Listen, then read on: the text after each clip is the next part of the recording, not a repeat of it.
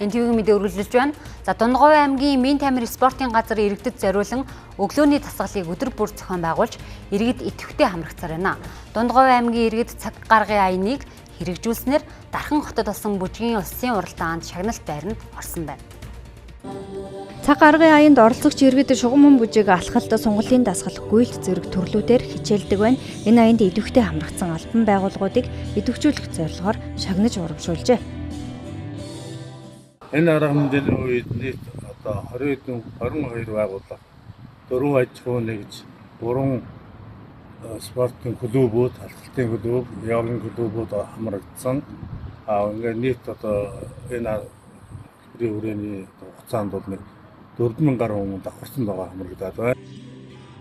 Ийхүү Эрүүл Монгол хүн үндэсний хөтөлбөрийн хүрээнд Дундгой аймгийн Мин тамир спортын газар цаг гаргын аяныг зохион байгуулж аймгийн иргэд идэвхтэй хамрагцаар байгаа юм. Бүжиг дасгалыг хослуулах нь хурдан жин хаях төдийгүй бүжгийн эвсэлтэй болох гоо сахны хувьд эрүүл мэндэд гээд олон ач холбогдолтой юм а. Дархан хотод зохион байгуулагдсан улсын аварга шалгаруулах нийтийн зингээд бүжгийн улсын аварга шалгаруулах тэмцээнд оролцоод ирсэн.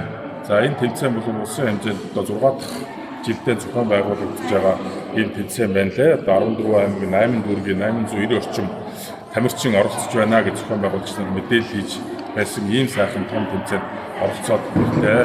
Энэ бүжгийн маань дундчид маань даамай залуу дунд өрөөд маань маш сайн хамрагдасаа гэж аягүй хүсэж байдаг. Тэгээд энийг цааш нь үргэлжлүүлээд аягүй одоо 6 сарын 1 хүртэл явагдаж байгаа. Энээс хойш бид нар алхалтаа хийгээд хойд талбай дээр бас зарим 7 товлууд очих бүжиглэхээр гэж төвчилж ярилцж байгаа.